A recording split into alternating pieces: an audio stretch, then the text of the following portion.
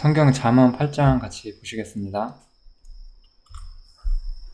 잠언 8장은 주제가 이제 또 지혜에 대한 이야기가 나오거든요. 그래서 잠언 8장 초반부에 이런 말씀이 나와요. 지혜가 부르지 아니하느냐, 명철이 소리를 높이지 아니하느냐. 그가 지혜를 말하는 거죠. 길가의 높은 곳과 사거리에 서며 성문격과 문 어기와 여러 출입하는 문에서 불러 가로되. 지금 이 말씀이 의미하는 바가 뭐냐면, 우리 가끔씩 이렇게 예를 들어서 수도사 이런 말이 있잖아요. 종교적으로 혹은 여러 가지 이유로 쉽게 말하면 돌을 닦기 위해서 어딘가로 가고 이런 게 있었죠. 옛날에도 신앙적으로 무언가를 배우기 위해서 어떤 수도자의 길을 가고 이런 게 있었잖아요. 이런 게 이제 잘못됐다는 이야기를 좀 해주고 있어요. 왜냐하면 지혜라는 거는 그런 어떤 우리가 예를 들어 속세라는 용어를 쓸게요. 그리고 이제 수도를 한다는 거는 속세 밖으로 나간다는 뜻이겠죠? 그러면 지혜가 이 속세 밖에 있는 게 아니거든요. 지혜는 바로 여기 있어요. 이 세상에. 하나님께서는 특별한 곳에서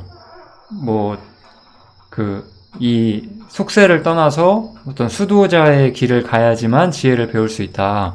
그렇게 말씀하지 않으셨어요. 우리 가끔씩 그리스도인들 중에서도 이런 좀 오해를 할 때가 있어요. 내가 신앙적으로 발전하려면 뭔가 이렇게 이런 혼잡하고 혼란스러운 이런 분위기를 벗어나서 조용한 곳에서 혼자 생각하면서 지내면 내가 잘하지 않을까. 저 역시도 옛날에 아주 어린 시절에 그렇게 해야 신앙이 잘하는 것 아닐까라고 생각했던 적은 있었거든요. 근데 절대로 그렇지 않아요. 우리의 신앙은 어떤 세상 밖에서 어떤 수도자의 길에서 나오는 게 아니라 우리가 매일 부딪히는 이 세상 속에서 나오는 거예요. 우리의 지혜는 어디 멀리 떨어진 곳에서 배우는 게 아니에요. 그렇죠? 그래서 이것은 이 지혜가 우리가 세상 어디에 속하든지 하나님의 지혜가 우리를 찾으신다는 거, 우리를 부르신다는 것을 이야기하고 있는 거죠. 너무 쉽죠? 너무 쉽지만 되게 중요한 말씀이에요. 좀 이런 착각을 하시면 안 돼요. 이런 착각들을 많이 해왔고, 그래서 수도사 같은 것들이 이 기독교 안에도 많이 있었죠. 잘못된 거예요. 그런 식으로 신앙을 찾는 게 없어요. 지금도 무슨 이런 거 있잖아요. 예를 들어서 요즘으로 말하면 산속에 있는 기도원에 들어가서 난 기도하고 오겠다. 이런 거 다 잘못된 생각들이죠. 올바른 생각들이 아니에요. 하나님의 지혜는 어디 먼 곳에서 우리를 찾지 않으시고 기도 같은 것도 마찬가지예요. 그래서 이제 그런 생각들을 접으셔야 된다는 거를 말씀을 드리고 싶어요. 그 다음에 두 번째로 이제 지혜가 가진 어떤 특성들, 속성들이 좀 나오죠. 내가 가장 선한 것을 말하리라. 내 입술을 열어 정직을 내리라. 진리, 그리고 악을 미워하는 것. 이 지혜라는 거는 어떤 것인지를 분명히 말을 해주고 있어요. 우리 시대는 어떤 돈과 외모와 어떤 출세, 인기 이런 것들에 정말로 많이 사람들이 빠져있는 시대죠. 그런 사람들에게 있어서 그들의 정의이고 그들의 어떤 목적은 자신을 높이는 데 쓰는 거지만 하나님의 지혜에서 봤을 때 진짜 하나님께서 지혜라고 말씀하시는 것들은 선, 정직, 진리, 그리고 악을 미워하는 것. 이런 것들이 바로 하나님의 지혜의 진정한 속성이죠. 우리가 지혜롭다면, 우리가 지혜 가운데 행한다면 우리는 선을 행할 것이고 정직을 행할 것이고 진리를 말하고 악을 미워하게 될 거예요. 이게 우리의 정직한 자, 지혜로운 자의 삶이에요. 우리 요즘 시대에 보면 잘난 사람들이 더 필사적으로 자신의 기득권을 위해 살잖아요. 예를 들어서. 그러면 왜 제가 잘난 사람들을 굳이 이야기하냐면 그 사람들이 일단 공부를 많이 했잖아요. 연예인이나 운동선수 같은 특별한 위치를 제외하고 많이 공부했고 지식이 많다고 할 수 있잖아요. 그러면 그들이 지식이 많다고 해서 지혜로운 삶을 사는 것이냐? 그런 게 아니라는 거죠. 우리가 이 세상에서 소위 말하는 무슨 공부를 해서 얻는 지식과 이 지혜는 전혀 다른 거죠. 또 이제 내 입의 말은 다 의로운 줄. 의롭죠. 하나님의 말씀은 의롭고 지혜는 의롭고 그 다음에 굽은 것이 없고 패역한 것도 없고, 그리고 이것이, 이 말은 조금 좀 특이한 말인데, 이는 다 총명 있는 자의 밝게 하는 바요 지식 얻은 자의 정직히 여기는 말이라, 이렇게 나와요. 즉 이런 것들이 하나님의 지혜라는 것을 믿지 않는 사람들은 모른다는 거예요. 믿지 않는 사람들은 모르지만 믿는 사람들은 지혜가 하나님께 속한 것임을 알아요. 지혜라는 것은 하나님께 속한 것이고 하나님 자신으로부터 나오는 것이라는 것을 믿는 사람들은 알지만 믿지 않는 사람들은 그런 거를 모른다는 얘기죠. 참 믿지 않는 사람들은 이런 부분에 대해서 참 지식이 없어요. 제가 이렇게 그들의 말을 들어보면 이 세상의 어딘가에는 지혜와 지식이 있을 거라고 착각을 하는 거예요. 이 세상 어디에도 이 하나님을 아는 지혜와 그리고 이 세상을 올바로 사는 지혜에 대해서 하나님 외에는, 이 하나님이 이 세상에 주신 지혜 외에는 아무것도 나타나 있지 않거든요. 이런 부분들 좀 생각해 보시면 좋을 것 같습니다. 그리고 이제 그래서 너희가 은혜를 받지 말고 나의 훈계를 받으며 정금보다 지식을 얻으라. 대저 지혜는 진주보다 나음으로 무릇 원하는 것을 이에 비교할 수 없음이니라, 이렇게 말하면서 인간에게 진정 필요한 것은 바로 하나님께로부터 오는 지혜다. 그리고 이 지혜 안에 사실은 올바른 훈계가 있고 하나님을 경외하는 올바른 지식이 있고 명철이 있고 진리가 있겠죠. 이런 것들이 다 사람에게 정말로 필요한 것이라고 이야기를 하면서 이것을 찾으라라고 이야기를 하고 있는 거죠. 그 다음에 지혜는 어떤 것인지가 조금 더 자세히 나와 있어요. 지혜는 명철로 주소를 삼으며 지식과 근신을 찾아 얻나니, 이렇게 나와요. 즉 이거는 이제 지혜라는 거는 어떤 것이냐, 지혜는 어디 있냐, 이건 지혜가 어디 있느냐를 묻는 거예요. 이게 약간 지혜가 명철 가운데 거한다 이런 식으로 약간 그 원어 성경의 뉘앙스는 좀 그런 느낌이거든요. 그거를 이제 우리가 1950년대 언어로 하다 보니까 명철로 주소를 삼는다 이렇게 써 있는 거예요.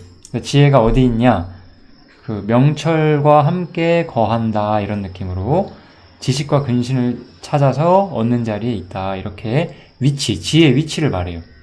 그 지혜의 위치라는 거는 지혜가 어디 있는지 말하는 건 무슨 의미냐, 지혜가 그 사람이 명철 가운데 있을 때 혹은 지식을 알고 하나님을 아는 지식 가운데 있을 때 그때 그 하나님의 지혜가 그 사람 가운데 거해서 그 사람이 하나님 앞에 올바른 길을 갈 수 있게끔 도와준다는 의미라는 거예요. 조금 이게 그런 이야기라는 걸 좀 생각을 해보세요. 지혜가 어디 있냐, 명철로 주소를 삼는다라고 나오는 거예요. 그런데 이제 어떤 사람이 명철을 가지고 있어요. 그러면 그 사람은 하나님의 지혜로 인도함을 받아서 올바른 길을 갈 수가 있겠죠?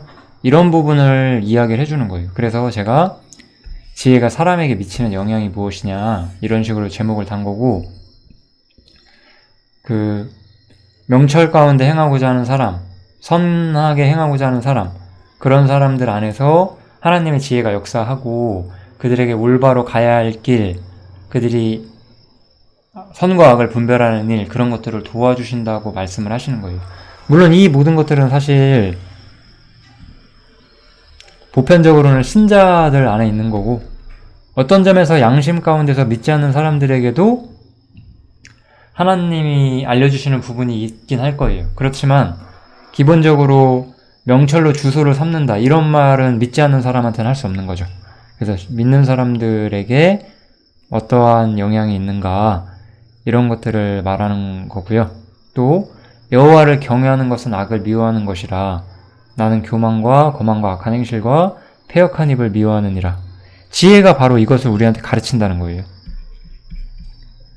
우리에게 지혜가 있으면 지혜는 우리가 가지 말아야 할 길, 또 반대로 가야 할 길을 분명히 우리한테 알려줄 거예요. 우리는 하나님을 믿고 하나님을 믿는 신앙인으로서 매일매일 살면서 이 하나님이 우리에게 주시는 지혜를 통해서 올바로 한 발짝 한 발짝 걷는 거, 이게 우리의 삶에서 정말 필요한 부분이 될 겁니다. 그 다음에 여기가 조금 난제인데 제가 이 부분을 설명을 좀 드리고 싶어요. 이 내가 이제 계속해서 이제 그 지혜죠? 지혜가 약간 의인화돼서 이야기를 하고 있는 거예요. 내게는 도략과 참 지식이 있으며 나는 명철이라. 내게 능력이 있으므로 나로 말미암아 왕들이 치리하며 방백들이 공의를 세우며 나로 말미암아 재상과 존귀한 자 곧 세상의 모든 재판관들이 다스리느니라. 이렇게 나와 있어요.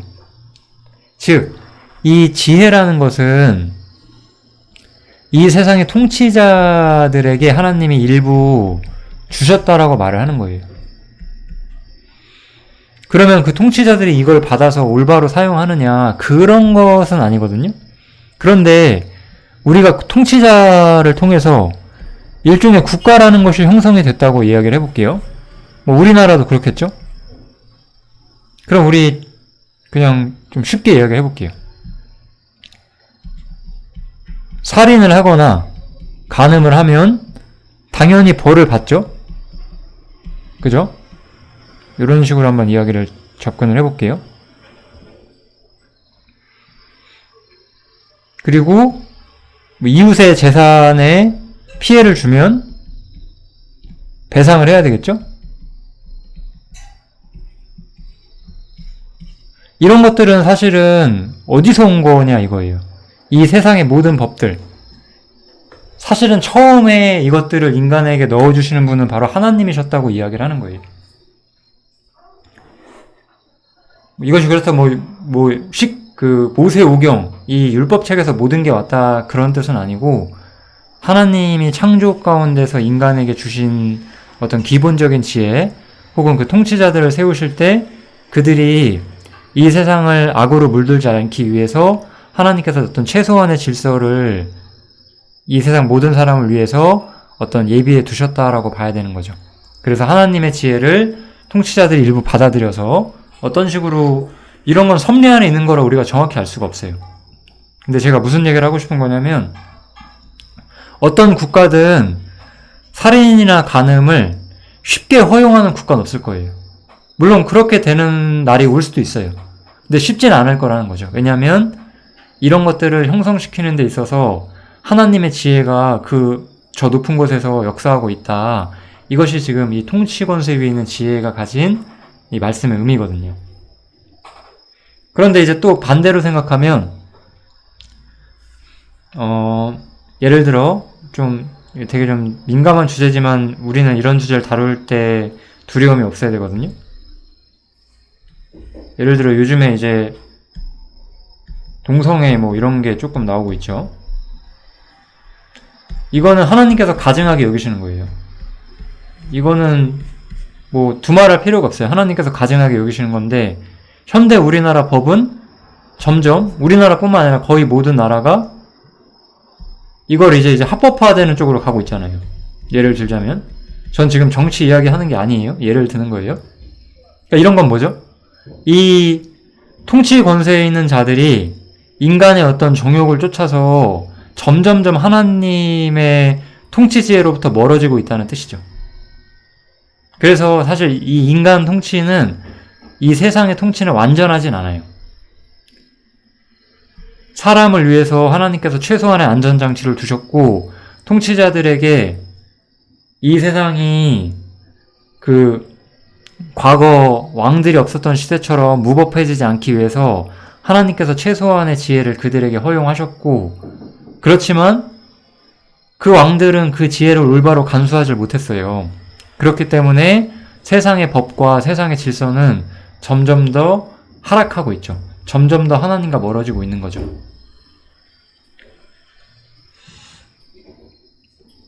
우리 이런 것들을 이제 어떻게 이야기를 하나요? 뭐 인권이라든지 뭐 이런 인간의 입술로 어떤 그럴싸한 어떤 달콤한 말로 사람들을 포장하고 그렇게 하잖아요. 그런데 이런 건 이미 하나님의 지혜를 떠난다는 거죠. 그러니까 하나님의 지혜는 좀 정리를 해보자면 굉장히 보편적인 그 인간의 질서를 하나님께서 분명히 알려주신다는 거예요. 그런데 사람은 그 자리를 떠나서 자신들의 정욕과 자신들의 어떤 쾌락과 자신들의 어떤 목적을 위해서 법을 더 약화시키고 올바르지 않은 것들을 올바르게 바꿔간다는 거죠. 그래서 이 하나님의 사실 이 세상에 진짜 완전하신 왕은 예수님 한 분뿐인데 예수님이 왕이 되실 때는 이 세상도 완전해질 거예요. 그죠? 예수님 왕이 되시면 세상도 완전해지겠죠? 그런데 지금 왕은 뭔가 불완전한 통치자들이에요. 그러니까 이 세상도 어떨까요? 이 세상도 엉망진창이죠. 이런 거예요. 물론 그 와중에 하나님이 최소한의 인간의 도덕성, 양심 이런 것들은 법 안에 남겨두셨어요. 그게 인간이 지혜롭기 때문에 그렇게 된 것이 아니라는 거예요. 제가 말하고 싶은 건 하나님께서 인간에게 그렇게 하시게 했다는 거예요. 우리나라 무슨 그 입법자들과 어떤 판검사들이 똑똑하고 선해서 올바른 법을 만든 게 아니라는 거예요. 이러한 법들이 생기기 이전에는 창조주의 질서가 있어 왔고 창조주들이 아니죠. 창조주께서 이 세상 통치자들에게 올바로 법을 세울 수 있게끔 완벽하진 않지만 어느 정도 지혜를 주셨다. 이런 말씀을 하기 때문에 이런 이야기가 나와요, 지금. 왕들이 치리하며. 하나님이 주신 지혜로 말미암아 왕들이 치리한다. 100% 그들이 완벽히 하나님의 지혜로 한다는 뜻은 아닌 거죠?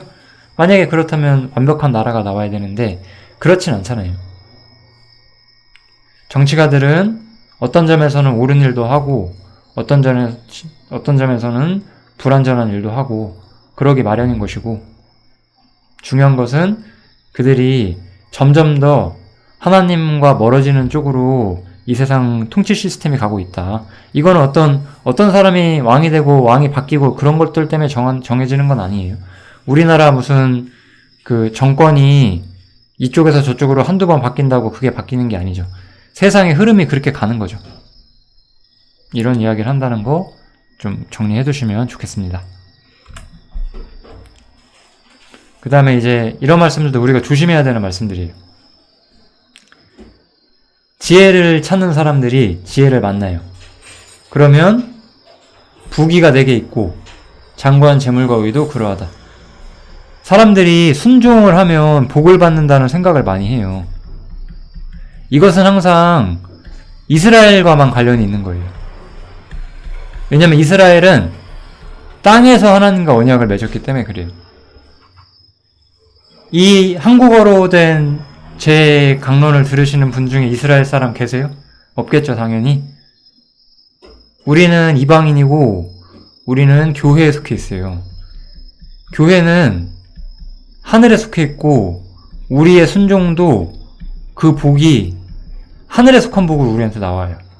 우리는 하늘에 속한 복을 바라는 사람이기 때문에 우리가 주님을 추구하고 주님을 간절히 찾고 주님을 만나고 주님과 교제하는 가운데 이 세상에서 우리 눈에 보이는 어떤 육신의 모양으로 보여지는 축복이 잘 보이지 않을 수 있어요.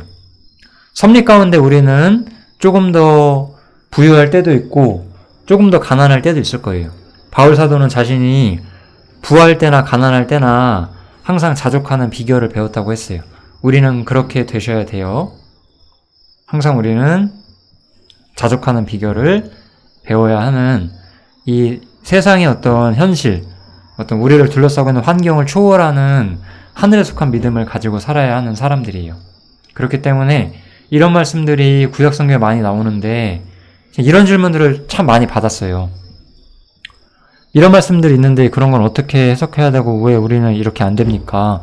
저는 쉽게 답변해드려요. 웬만하면 그런 말씀들은 우리에게 약속된 것이 아니다. 그런 말씀들은 이스라엘에게 약속된 것이다.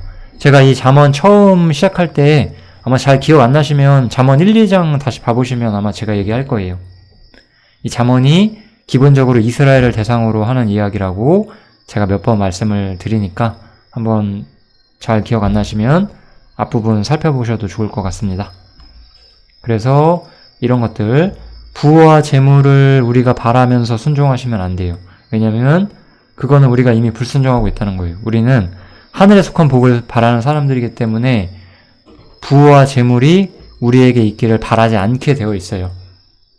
이걸 만약에 우리가 바라고 있다. 내 신앙이 뭔가 굉장히 잘못되어 있다고 생각을 하셔야 돼요.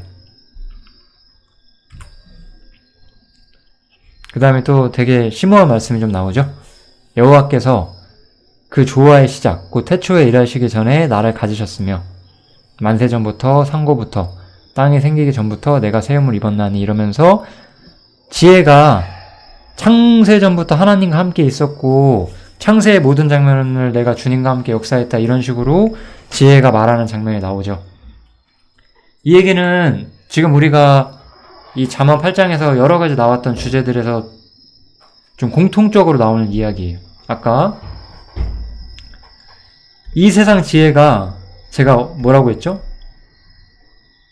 사람이 머리를 쥐어짜내서 나온 지혜가 아니라는 거예요.